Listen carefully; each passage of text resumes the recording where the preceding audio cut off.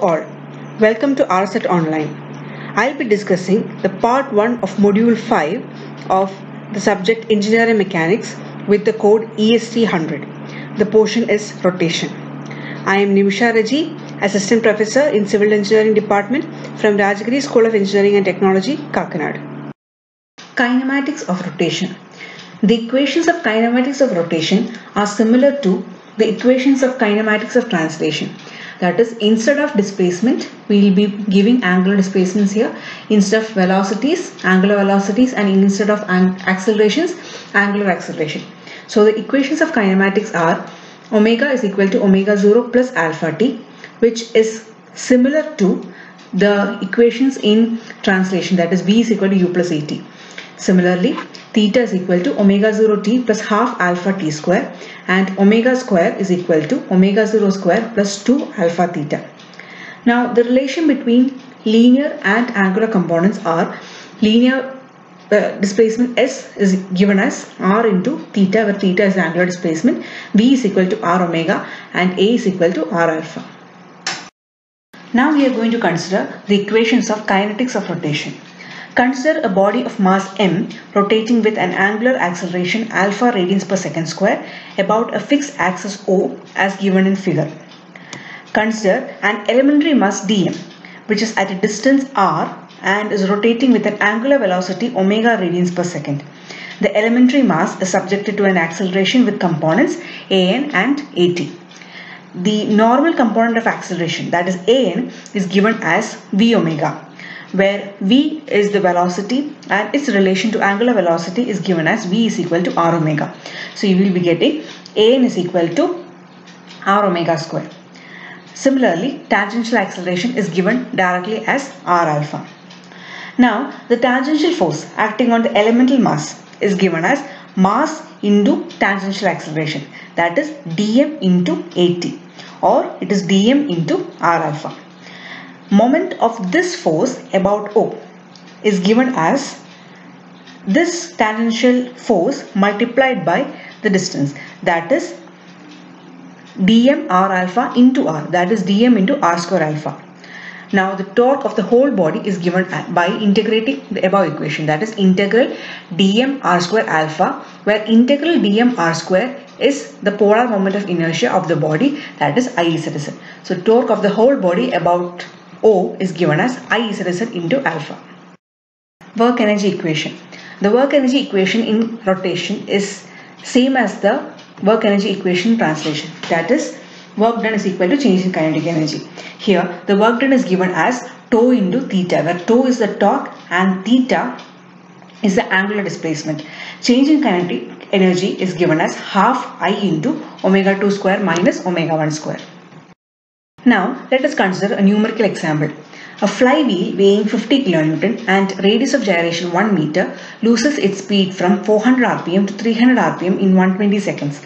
Calculate A. retarding torque acting on it, and B. change in kinetic energy during the above period. Now as given in question, the weight W is given as 50 kN, that is 50 into 10 raised to 3 Newton. To calculate the angular velocities, we can use the RPM which is given in question.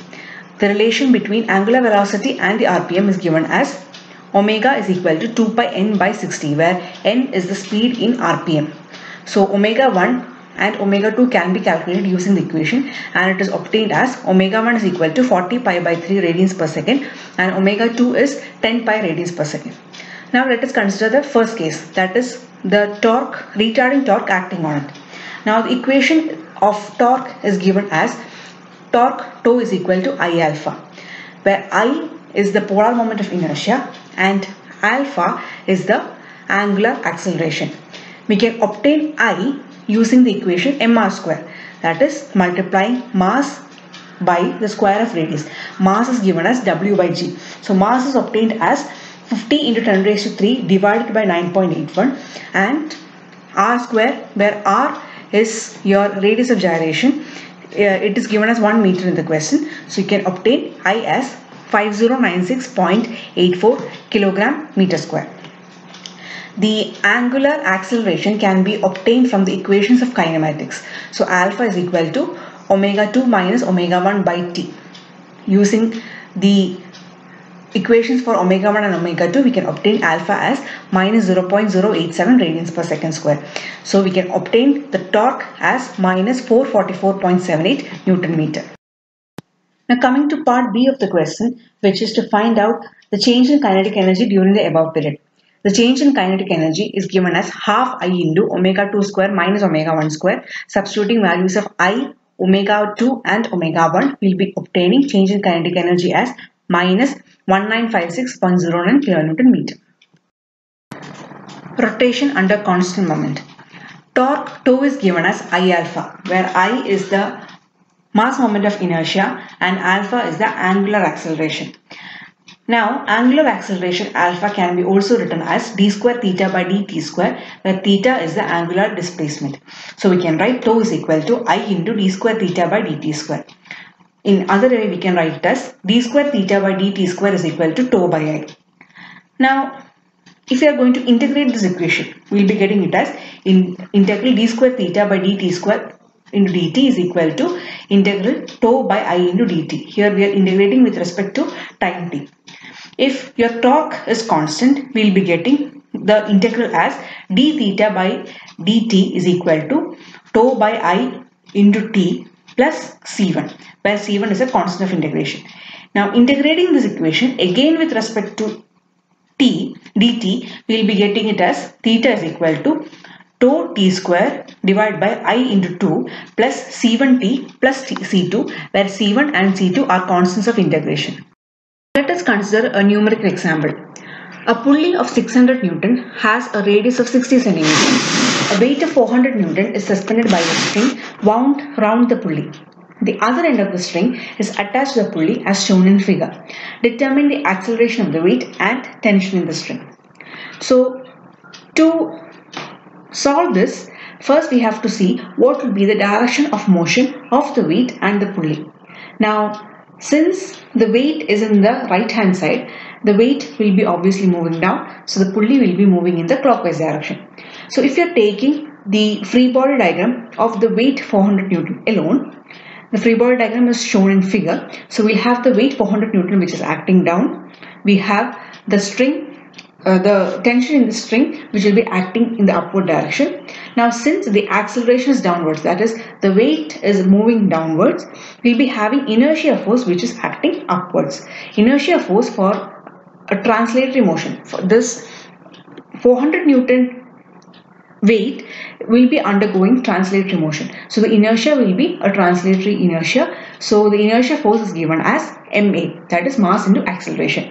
Mass is weight by acceleration due to gravity, that is here weight is 400, so mass is given as 400 by g. So the inertia force in this case is 400 a by g. Now if you are considering the pulley is moving in the clockwise direction. So the forces which are acting on the pulley are, there is the tension in the string which will be acting in the downward direction as shown in figure.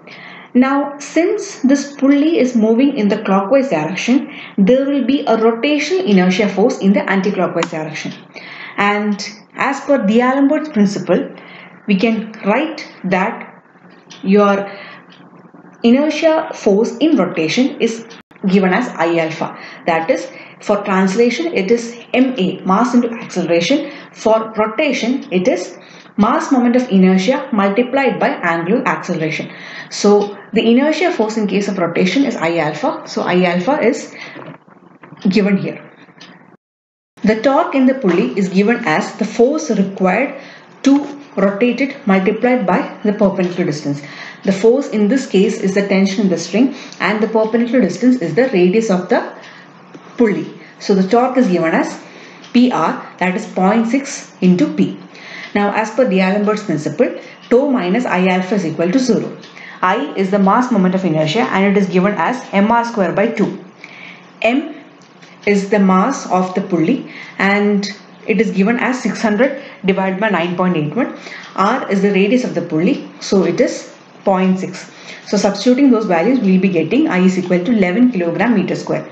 Substituting the value of I in the previous equation, that is tau minus I alpha equal to 0, we will be getting alpha is equal to tau by I. So substituting all those equations, we'll be getting alpha is equal to 0.0545 p. That is our equation number 1. Now similarly, if you are going to consider the motion of this 400 Newton weight, as per D'Alembert's principle, we can write 400 minus p minus 400 a by 9.81, which is g, is equal to 0. Now we know that the linear acceleration a is equal to r into alpha. Now r is 0.6 and alpha is 0.0545 p. So we'll be getting a is equal to 0.0327 p. Now substituting this value of alpha in equation number 2, we'll be getting the value of tension p, which is 171.43 Newton. And substituting p in the equation of linear acceleration, we'll be getting acceleration as 5.61 meter per second square. So this is the solution for the numerical problem. Thank you.